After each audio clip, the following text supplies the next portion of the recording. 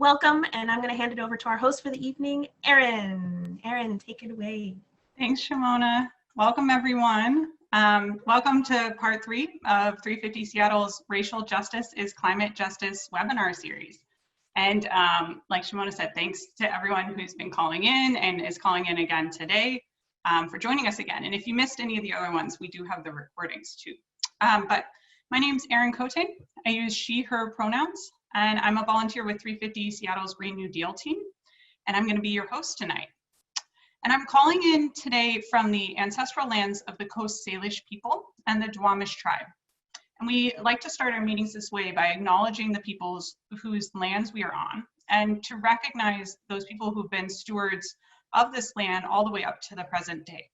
And today's webinar is on the connections between history, government policy, racial injustice, and climate change. And since that's the topic for tonight, I thought it would be appropriate to start this meeting with a short history lesson. And so I'm going to read you an excerpt from the Duwamish tribe's website on the Treaty of Point Elliott, because this is actually where our story we're going to be telling you about tonight starts. And so I've edited it just a tiny bit from the text on their website to make it a bit shorter, but Shimona is going to put the link in the chat to the full thing if you're interested. So here we go. I'm going to read to you for the next minute or two. So on January 22nd, 1855, near Mukilteo, among the signers of the Treaty of Point Elliott, the Duwamish tribe was listed first. Chief Selth's name was placed at the very top of the treaty, reflecting his personal importance and that of his tribes. The 1855 treaty created a government-to-government relationship between the United States and the Duwamish. The United States Senate ratified the Point Elliott Treaty in 1859. The Treaty of Point Elliott guaranteed hunting and fishing rights and reservations to all tribes represented by the native signers.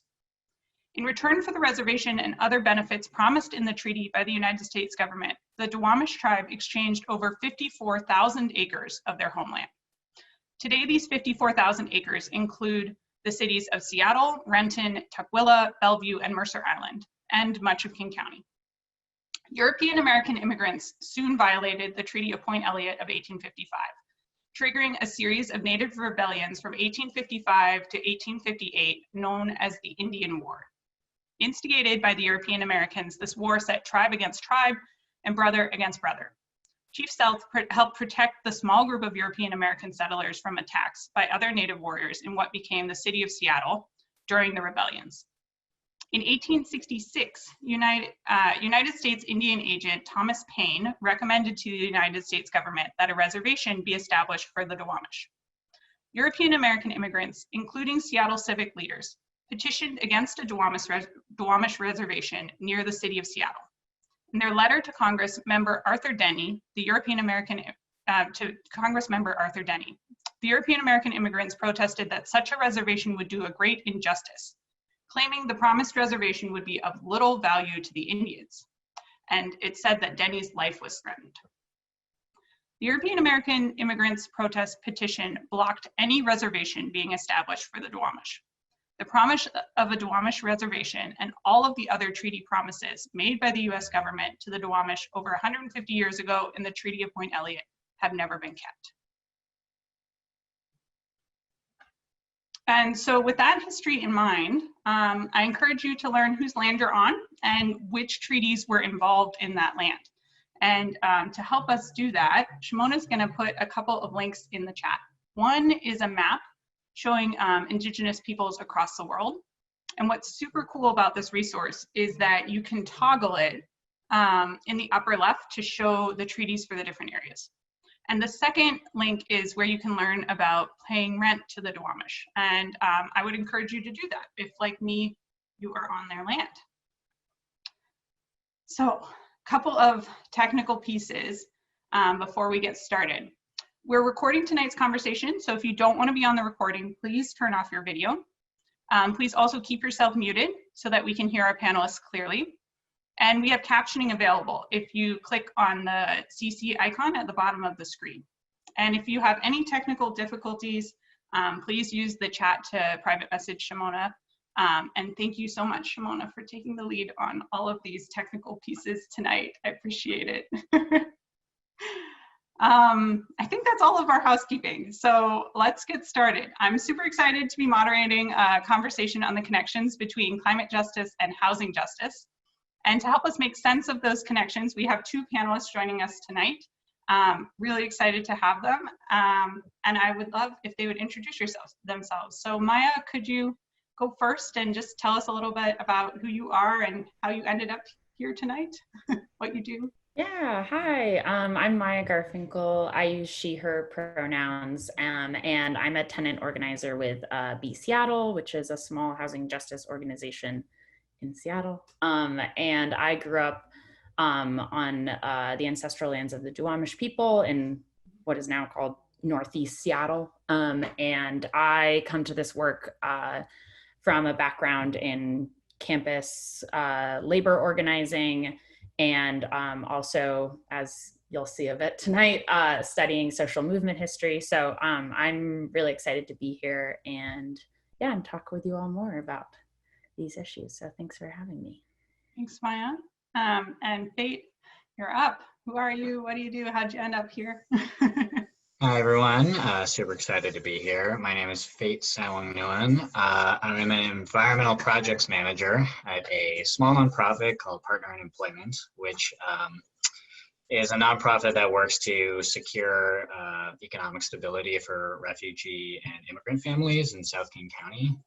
It's really a fancy way of saying I lead a youth crew in parks that are mostly African, but a lot of Southeast Asian immigrants as well, which has been very exciting. The reason I am here today is because of an article actually that I wrote as an AmeriCorps member for Forterra about racism in Seattle's parks, which I did not think my little 400-word article wouldn't get noticed by anyone. So I'm very excited to be here today talking about that and more stuff. Thanks, Faith. And one more thing before I do our first question for our panelists, just to frame kind of tonight's discussion. Thus far in this series, we've been learning and hearing a lot from experts. We've talked about prison abolition, we've talked about defunding police, and beyond those, just like the justice issues and like correcting injustices in our society. If we did those things, there would be a lot more money to invest in communities. So tonight we're kind of shifting a little bit to like, what could we do with that money to build a more just world, specifically around housing and neighborhoods. And Fate, Maya, and I would encourage you tonight to not think of us as experts, but instead we're your guides to help explore the history that's led us to where we are now and to help us think about how we could build a better world. And I would like to quickly acknowledge that two of us, Maya and myself, are white, and as such we benefit from the white supremacist culture that we live in. And we're going to be talking tonight about history and issues that most directly impact BIPOC people. And there's like a bit of tension there. But we believe that part of our job as allies and activists who care about this is to know the racist history of our city and our society, and to educate other white people on it so that we can begin to dismantle it. So essentially the three of us are here tonight as people who care about this issue a lot. We're trying to grapple with how to solve it. And so we don't have all the answers. And in that spirit, rather than doing a Q&A at the end, we're going to do some breakout groups. So that's coming so that we all have a chance to kind of talk about these things and think about the things we've been learning in this webinar series. But if you do have a question, feel free to put it in the chat. We will try to get to them as we talk, but we'll see. And then we're going to have a very extensive list of resources that will come out after the call. So with that, I think I'm going to share my screen and we'll start with the first question. All right.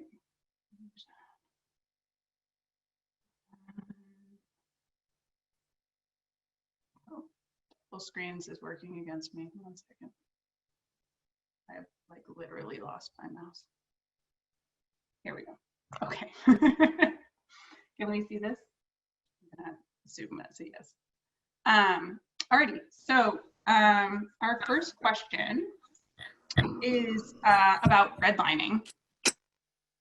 And what is redlining, and how do we see the history of redlining play out in our city? So to start, it's going to be a question for Maya, but we're going to actually start with a video. Here we go.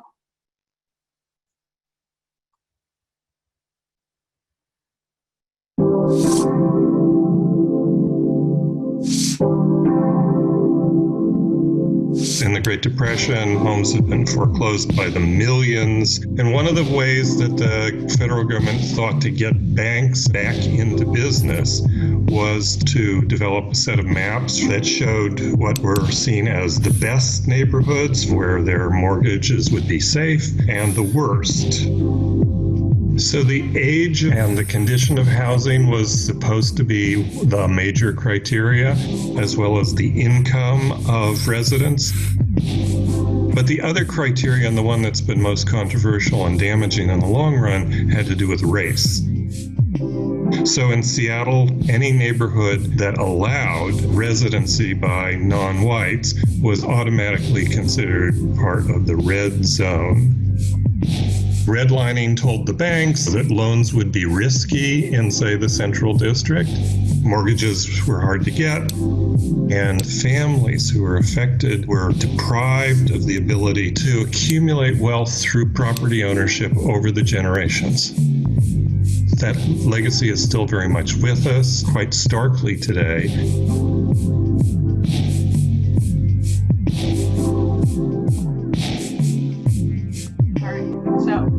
Short primer on like what redlining is, and then for some more context, I'm going to turn it over to Maya. Yeah, thanks, Erin. As Erin mentioned, across the country, we're experiencing a housing and climate crisis that is disproportionately hurting people of color. And to better understand how we got here, it always makes the most sense to me to ground myself in where I am. So I want to share some things that I've been learning about our city's history, especially as a white person who's working in housing justice. And I hope that you'll join me in this learning and sharing experience, contributing in the chat what you know about this history. So the video that we just watched on redlining points to a necessary conversation about wealth inequality. And redlining is one of the reasons why there is such an immense wealth gap in this country along racial lines. It also raises important questions about land ownership and the tying of wealth to land, as this did not always exist. So this can be grounded in a conversation about Indigenous land rights and the ways in which settler colonialism created private land ownership and personal property in the region we live in now, which for many of us is on the ancestral land of the Duwamish people. So one thing we talk about, particularly on the West Coast, is manifest destiny. And I want to share a quote from the Indigenous Peoples' History of the United States by Roxanne Dunbar Ortiz. Everything in US history is about the land, who oversaw it and cultivated it, fished its waters, maintained its wildlife, who invaded and stole, how it became a commodity, real estate, broken into pieces to be bought and sold on the market.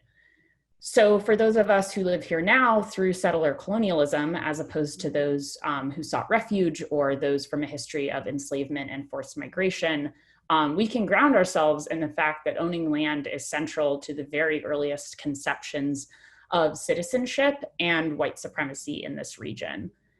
In the 19th century, colonizers achieved this by encouraging those of European descent to settle and own property in the region in order to stake a claim to this land from Indigenous people.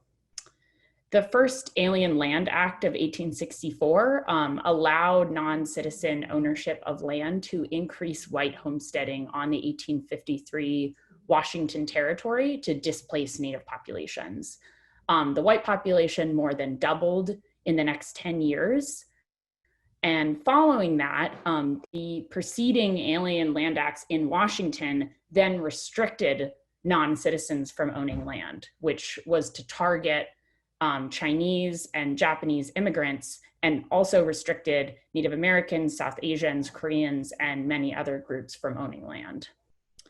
If you could go to the next slide, please. So moving into the 20th century, after World War I, there was a huge governmental push for white home ownership. As one organization of realtors put it at the time, socialism and communism do not take root in the ranks of those who have their feet firmly embedded in the soil of America through home ownership.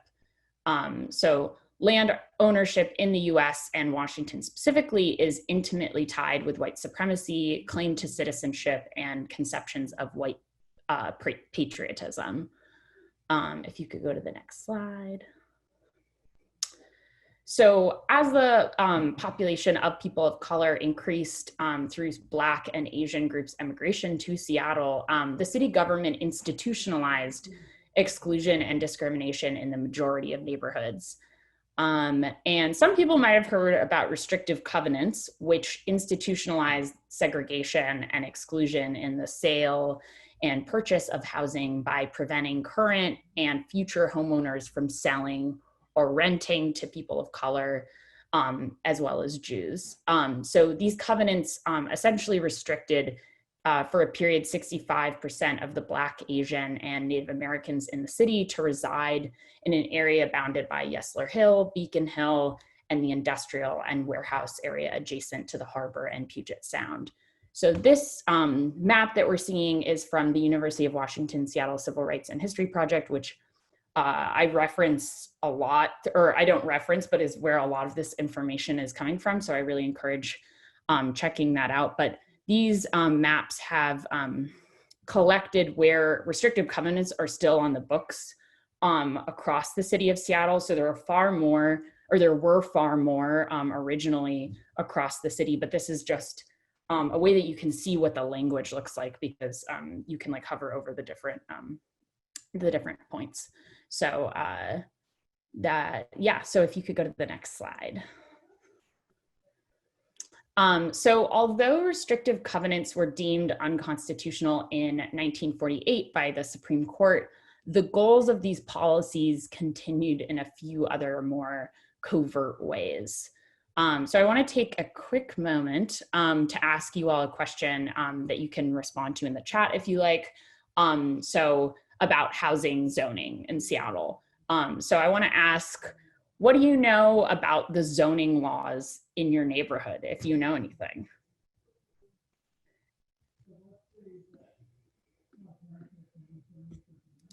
Very little, yeah.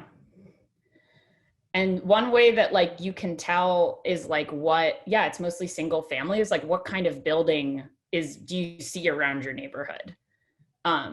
Because that's not an accident. It's like how your area is zoned for construction.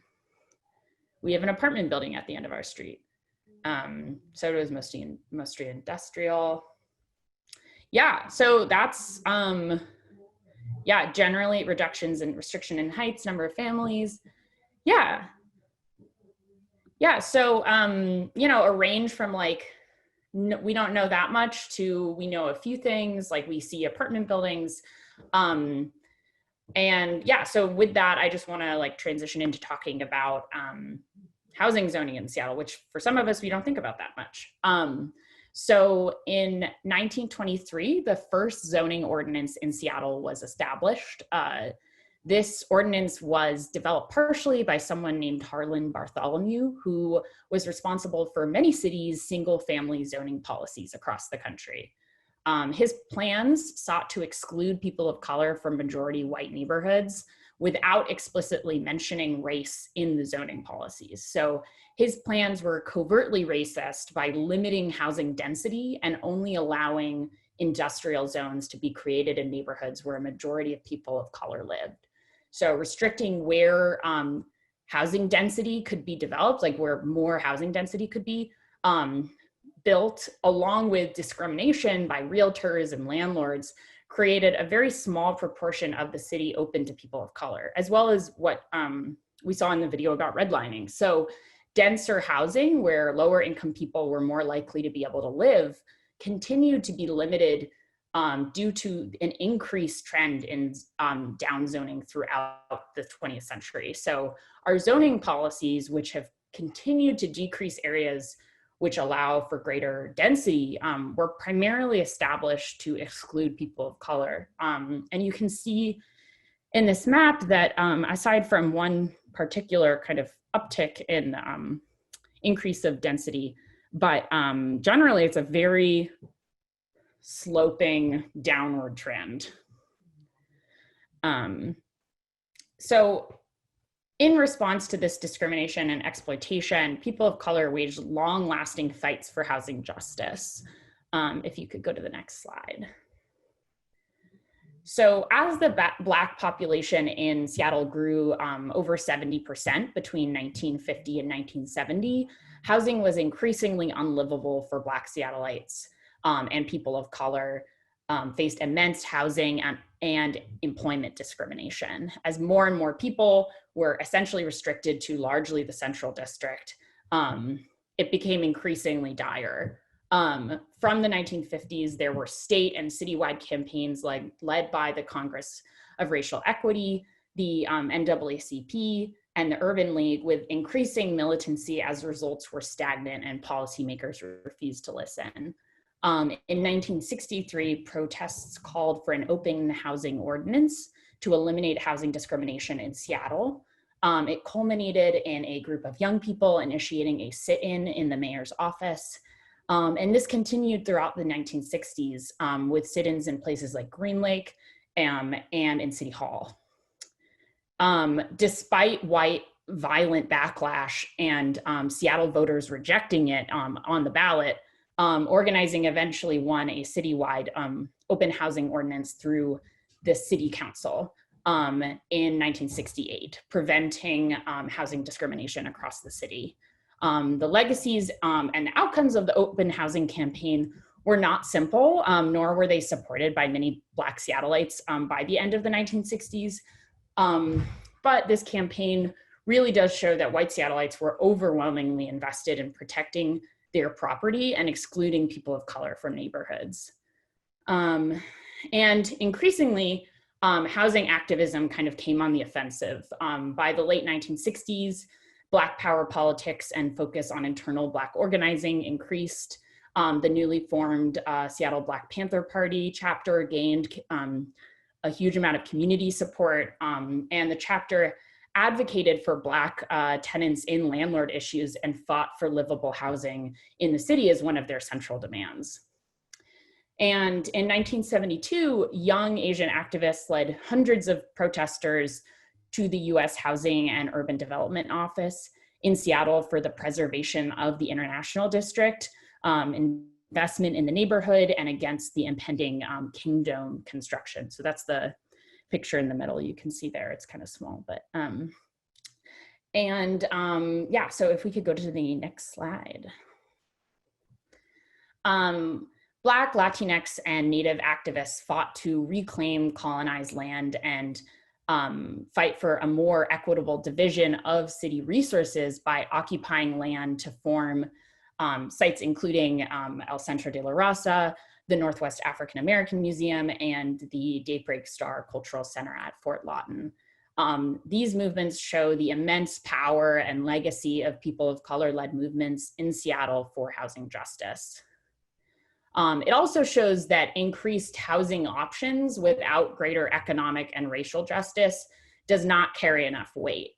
So when we're talking about housing, racial, and climate justice, for me, it's helpful to ground these conversations in some of this history. I think it also highlights the need to really enact transformative change to address these legacies, and the ways in which current anti-gentrification and displacement activism is also grounded in the history of places like the Central and International District. And with that, I think I'm gonna pass it back to Erin for the next question. Thanks, Maya. So I would love to hear, I think we're gonna hear from Fate first. What are some of the modern ways that we see this history playing out, and particularly if you have some from your own experiences as well? Totally.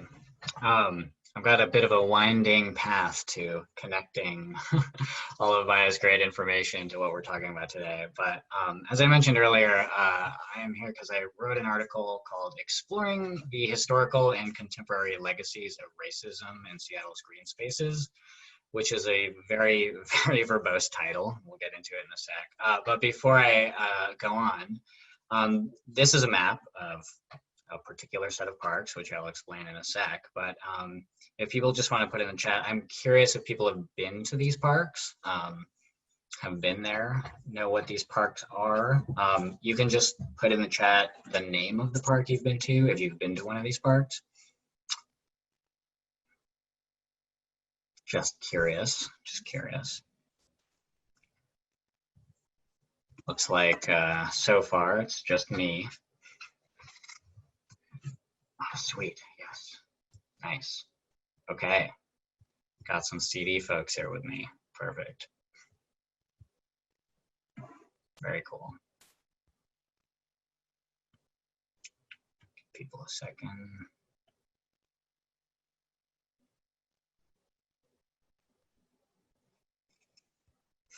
Pratt, Vizzo, Pal Burnett, all great, all great. So, okay, I'm glad to see that some people here have been to these parks. So these are parks that are named, these are the parks in Seattle that are named after Black leaders and Black people, visionaries in their fields, people like that. Many of them are like local leaders as well. Back in, I believe it was 2018, Seattle Parks and Rec put out a piece about, for Black History Month, celebrating Black leaders in our community and showcasing these parks that were named after Black folks. And I was reading that article, and it was around March. You know, I was really itching to educate myself about, racial justice, climate justice, all of these things. And, it was the onset of coronavirus. Instead of doing field work like I normally do, I was stuck inside trying to write an article. And I was looking at this piece and I was thinking, you know what, I like making maps. I'm a habitat surveyor, sort of originally. And so I thought, I'm just gonna put together a map and see where all these parks are. And then of course I put them together and I found a pattern. I was like, well, for context, I grew up in the Central District. I still live here. All 11 of the 14 parks named after Black folks in Seattle are in the Central District. You'll often hear the Central District referred to as a historically Black neighborhood. I think it would be much more accurate to say it was the historically Black neighborhood for the reasons that Maya described earlier. And it was sort of amazing to me to see just how one-to-one the history of redlining and segregation corresponded with where these parks are. You can see in this map here on the right, which is census tracts from 1960, so before the end of redlining and segregation and the Fair Housing Act of 1968. By the way, this map comes from the Seattle Civil Rights and Labor History Project, which is a very cool project. But you can see that the sort of purple shaded areas are where Black families are concentrated. And you can see there's essentially a one-to-one correspondence between where these parks are and where Black people actually were allowed to live at this time.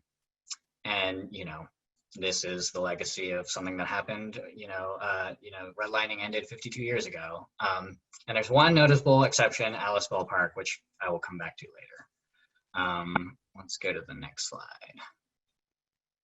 I just threw this in because during my research, I was really trying to dig in and look into looking at these parks and when they were developed. I think it's cool.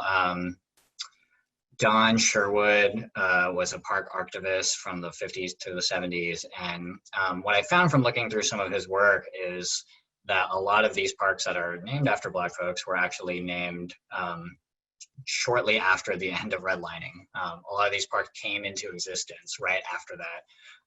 And that a lot of the people that these parks are named after were actually had a vital role in civil rights movements and having these parks be developed. So it's really interesting to see. Next slide. And, I threw this in because I think our history, the history that we're taught in school, you know, the news, everything is sort of like woefully underserves us with regards to giving us like the names and the stories of local Black leaders, or just like Black leaders in general. Like, these people all had like amazing storied lives, and these are some of the parks. The parks are named after some of these people. So I'll just go through a few. Powell Barnett was involved in the Leschi Improvement Council, the YMCA, the Seattle Urban League, all which were organizations that did a lot for civil rights, community improvement, anti-poverty.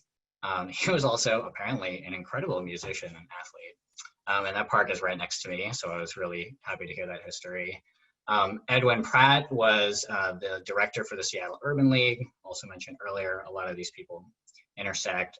He was a civil rights leader who was noted for fighting against housing discrimination, school segregation, employment bias, police brutality, all things that we're talking about today, as you'll see. And he was also part of the Central Area Motivation Program, which is this big initiative that still exists today, to reduce poverty, particularly in PSC communities. And that name actually comes up a lot in those old park documents, which I thought was really interesting, to see that they were involved in getting people access to parks. Walt Hunley was the superintendent of Seattle parks from 1977 to 1988, and he was the first Black person to hold that position. Flo Ware was a Seattle activist. She fought for underserved Black students, also anti-poverty. There's a common thread. A lot of these people were fighting against poverty because it was such a big issue for those communities at that time. And then Alice Ball, which I mentioned earlier. So the only park in North Seattle that I know of, correct me if I'm wrong, please message in the chat if you know of a different one, but the only one that I know that is named after a Black person in North Seattle is Alice Ball, who was the first Black person and woman to get a master's from the University of Hawaii. And she had a groundbreaking treatment for Hansen's disease, also known as leprosy, in the early 20th century. And it wasn't until many decades later that people recognized her contributions to that work. So here we are doing it now. But that is the only park in North Seattle dedicated to a Black person in Seattle. And it was dedicated just last year in 2019. So next slide, please. So yeah, you can see that there. So the map on the left shows these parks in relation to the 1960 census tracts. As I mentioned before, there's that one-to-one relationship except for Alice Ball Park. The one on the right is actually our 2010 census tracts. And the most notable difference, obviously, is that Black families aren't solely concentrated in the Central District. There's sort of a combination of mobility and gentrification causing displacement that leads to Black families spreading across South Seattle and South King County. In the CD where I live, the Black population dropped from 73.4% in 1970 to just 18% in 2014, which is a really sharp turnaround. I mean, it was 5% higher when I moved in 2011. And, you know, so the drop is really, really rapid. And so it's important to recognize that segregation is now combined with gentrification as this displacing force. And those histories are related. And I think all of this is just this winding way to show that the shadow of racism and segregation, it's long. It lasts a long time. It's been, you know, 52 years since the end of redlining, and only one park is named after a Black person outside of these historically Black areas. And I think that just reflects the ways in which Seattle is actually just as segregated as it's ever been in many ways. The distribution of these parks, the fact that they haven't really moved around, shows that there's been a real lack of change in terms of diversity in our neighborhoods in Seattle. And it's important to just know that like that happened for a reason. Next slide, please.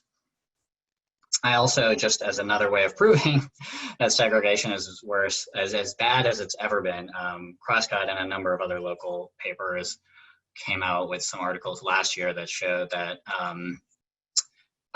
school segregation is actually as bad as it has ever been. since the early 70s, I believe. So you look at the numbers for diversity in our schools, they're just about as segregated as they've ever been. When I went to high school, I went to Garfield High School, right next door. And that is actually a pretty diverse high school in itself, but even within that school, there are forms of segregation, right? The AP classes were 95% white, and the non-AP classes were much more diverse, as I noticed. And so it's just, you know, Seattle is a very segregated place due to the history of things like redlining, and it's important to recognize that things are not that much better right now. And it's no surprise that our environmental movement isn't as multicultural as it needs to be. Cool. I think that's it for me. Maya has more.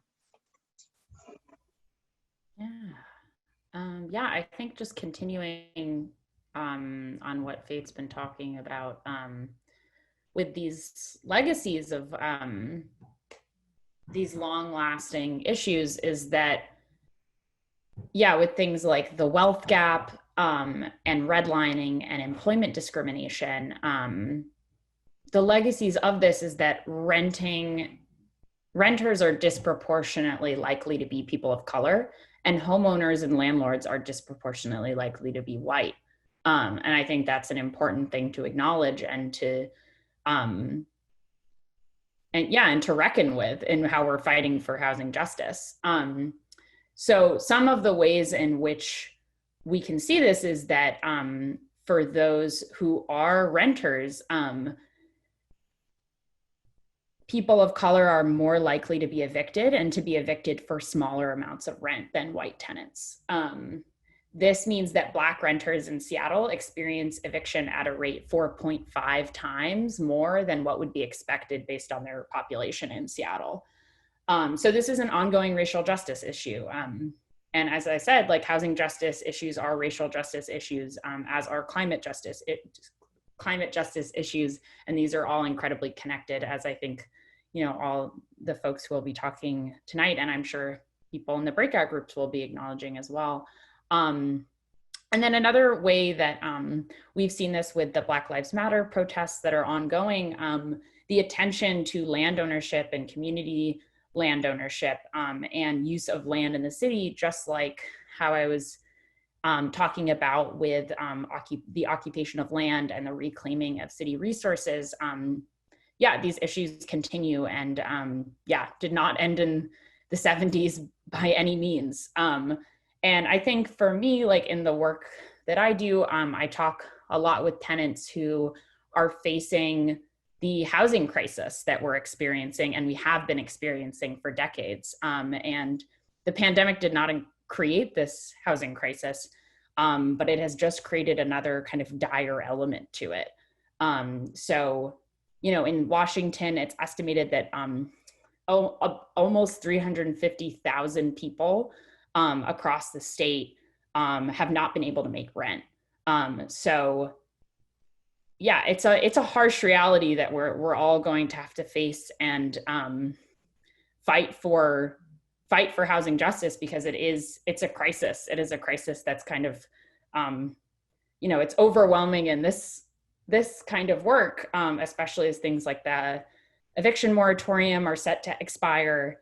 And, but yeah, I see the impact of these historic legacies and ongoing inequality in the work that I do, and growing up in Seattle my entire life. So I think that's all that I have to say. Awesome. So this is our third question for our panelists. Hopefully we'll still have time to do one breakout. But so how do we, and this is kind of the $1 million question for us on the call, is like, how do we see these modern effects that we've been talking about intersecting with climate change, which is what is all motivating us to be here tonight as well. Great. I'm gonna try to zoom through this so we can all have a chat together.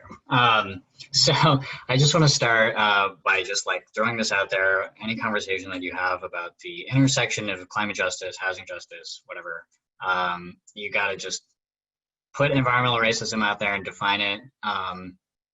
I was joking that every sort of environmental paper has to sort of say a few sentences about how climate change is a thing, and here's all the proof for it. Really, we should all just know that by now, hopefully. Environmental racism is very much a real thing, and we should all know that by now. Here's a quote from A Terrible Thing to Waste, a book by Harriet A. Washington that talks about environmental racism, particularly pollutants and their effects on POC communities. And I won't read the whole thing because you can read it, but essentially it's just saying, race greatly exacerbates exposure, the exposure and intensity of that exposure to environmental hazards. And that's something that we should all just get used to knowing and talking about. Okay, we can move on to the next slide. And despite the fact that, we should all know this, that POC communities are disproportionately burdened by environmental hazard, there are actually a lot of studies that have come out and shown that the US public doesn't seem to understand where everybody's coming from. Most people don't seem to think that particularly folks from Latinx and Black communities care about global warming or climate change, that they understand those issues, when that could not be farther from the truth. Lots of polls, lots of studies show that if anything, it's actually the reverse. We might not see it the same way here in Seattle, but white people are the ones who statistically care the least about climate change and global warming. Well over half of most POC communities are pretty deeply invested in this issue. And this article on the right, Discrimination, Vulnerability, and Justice, talks a little bit about how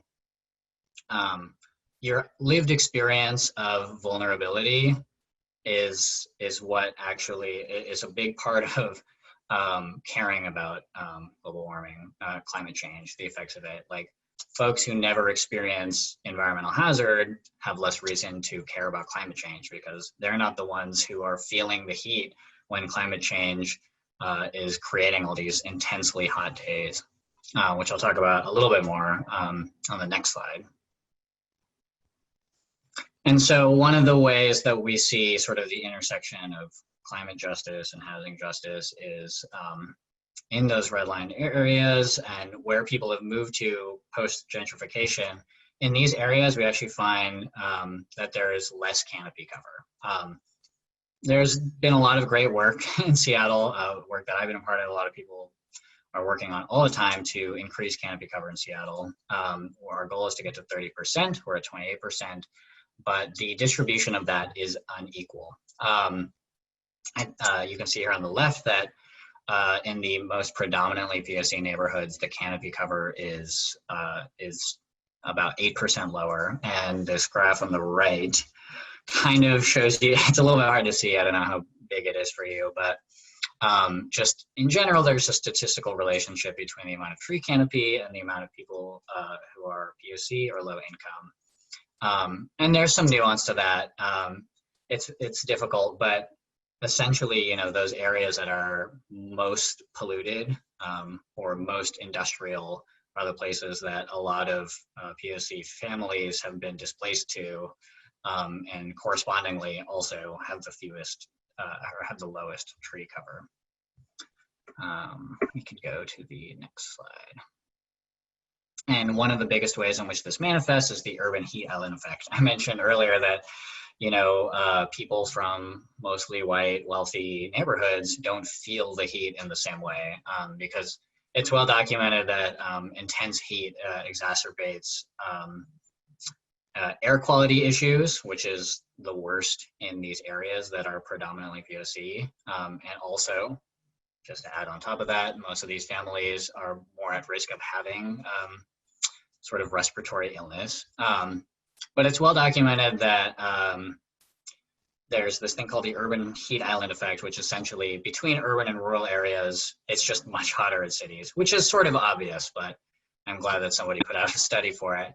And within cities, it's the green spaces that tend to be much cooler than areas that are mostly concrete or mostly industrial. If any of you have driven on the highway, you've probably felt this effect. It's just a lot hotter. Climate change is intensifying this effect. But so the way to sort of connect this with climate justice is we can sort of fix two problems at once, you know, by planting trees, which is something that a lot of people know contributes to the reduction of greenhouse gases. We can create more equitable, healthy communities for different communities, people predominantly POC, while also contributing to reducing greenhouse gases.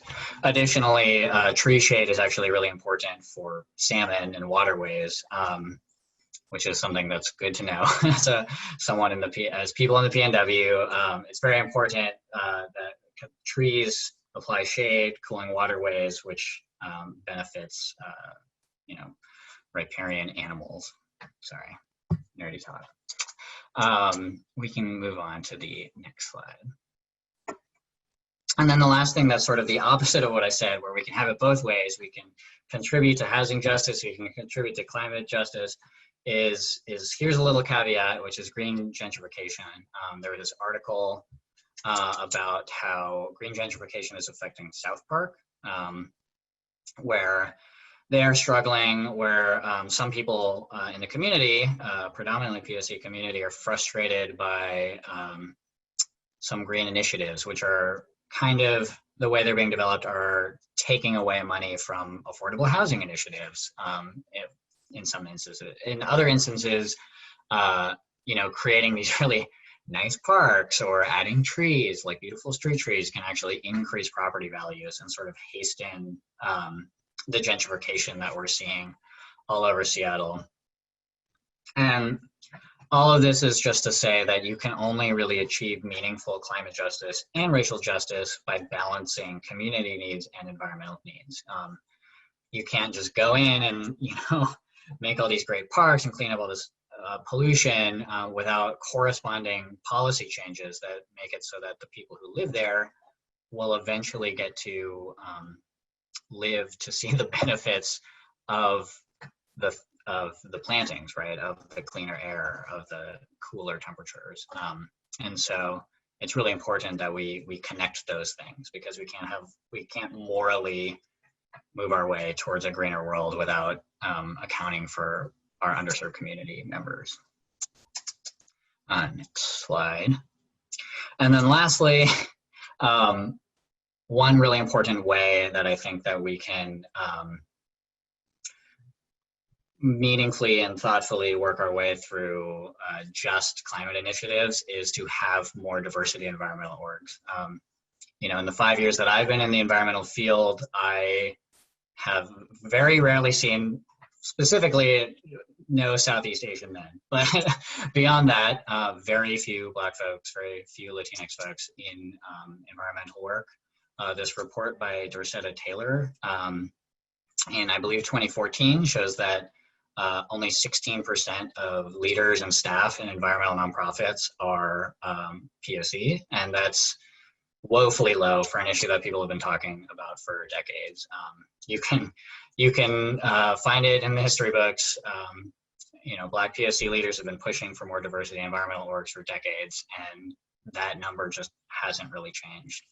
And these are some other great resources about this issue. I believe Our People, Our Planet, Our Power is a report from Got Grain and Puget Sound Stage, both great organizations, and they outline really well that diverse environmental movements are going to be stronger and account for more of these racial justice issues as well.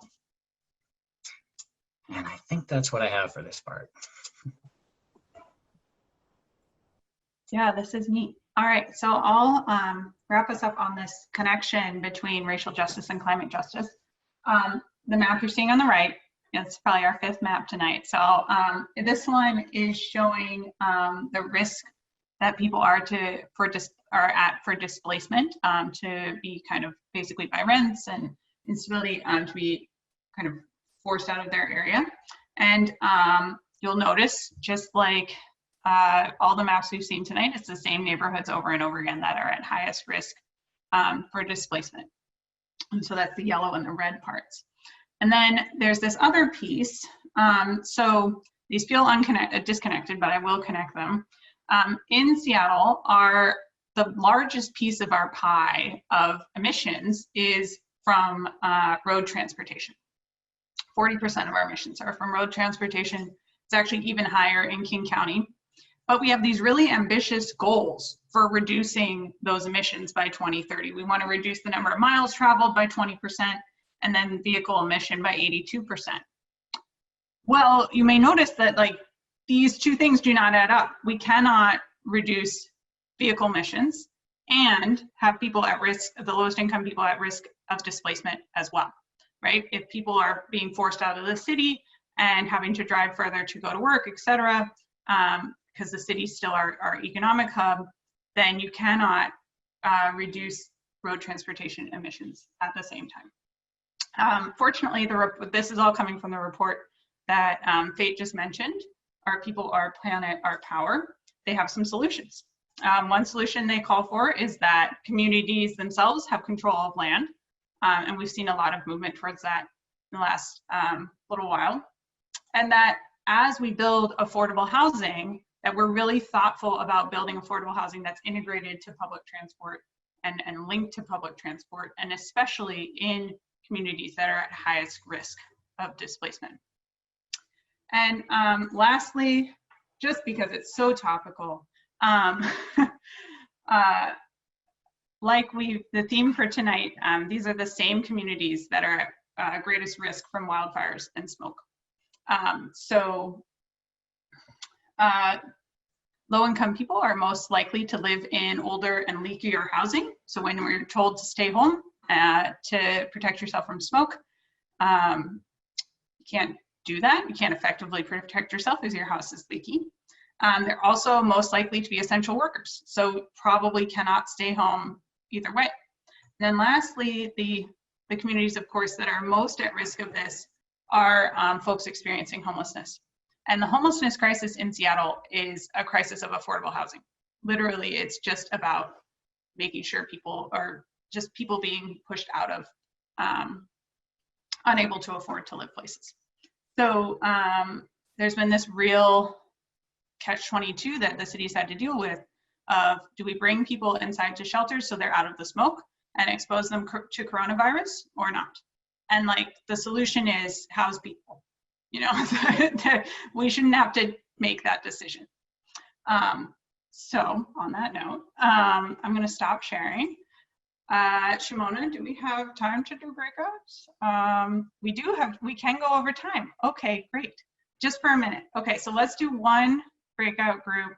Shimona, are you ready to put us in groups? No, 1 second. Okay, I'll tell you the discussion question that you're gonna be asked in your breakout group. So hopefully, maybe you've been on some of the other calls. If not, that is all right. You've learned some things tonight. But your discussion question for your breakout group tonight is gonna be, how are you personally seeing the connections between the racial justice issues that we've been talking about? Our first meeting our first webinar was on abolition. We heard from the decriminalized folks, the decrim folks last week. We've heard about housing justice tonight. We're going to hear about environmental injustice next week. So how are you seeing the connections between these racial justice issues and climate justice? So that's your discussion question for in your breakout group. And then we'll hang tight for a minute while Shimona gets us all set up. Sorry, Shimona, I didn't see your chat earlier. I'll write out we can put the question at the top, right, Shimona? When we get into groups. Okay, I'll type it in once we're in our groups. So hang tight for just a minute. Here you go. Bye, friends. Enjoy your breakout. I'll broadcast the question. Thank you. Everyone should be back. Great. All righty. Well, I have one last really fast question for Fate and Maya, and then we'll say thank you to them and everyone, we can all go. So I guess maybe we'll start with Maya, since we heard from Fate most recently. Maya, like what's one thing you dream about for climate justice and housing justice in Seattle? Yeah, I've been thinking a lot about a Ruth Wilson Gilmore quote that my friend shared with me. That's where life is precious, life is precious. And just the idea that like where we exert our care and energy towards, like that becomes valued. And I think that, yeah, I think that that's just my dream for Seattle and housing justice and climate and racial justice in general, is like where we put our care and work and value into making sure that people are housed and cared for and valued, which is really broad, but that's a lot of how I've been thinking about it, of just like, where is life precious? Where are we making it precious? Yeah. That's lovely. Thanks, Maya. Same question, Fate. What are you dreaming about for housing and climate justice in Seattle? Yeah, I think, when I think about my own sort of journey into doing this kind of work, I think about how we sort of just fell into this, unique opportunity to work on a preserve, where obviously, as I have mentioned, it's one of the only people of color to actually work there. But, having been given that chance, I've really fell in love with environmental work, and it was not something that I cared pretty deeply about before. I mean, I cared about the environment, but I never realized that I could be a part of that, I think. And I just think that far too few PSE youth get that opportunity. And I think it's sort of on us to give them that opportunity, to have that chance to learn the skills, do the job, see themselves as people who can be a part of this movement, and also just give them the skills to do it and to get paid for it. Volunteering is great, but low-income families need money too. So funding initiatives to get young folks of color out into nature, I think is really, it's important, and I should be finding ways to do it. Thanks. That's an awesome answer. Well, that is our webinar for tonight. Thank you so much to Fate and Maya. And we're going to follow up with a whole bunch of resources. You got 3 big nerds here making the resource list, so there's going to be a lot of stuff in there. And if you would like to, feel free to come off mute and say thank you, and then we'll end the webinar. So have a lovely evening.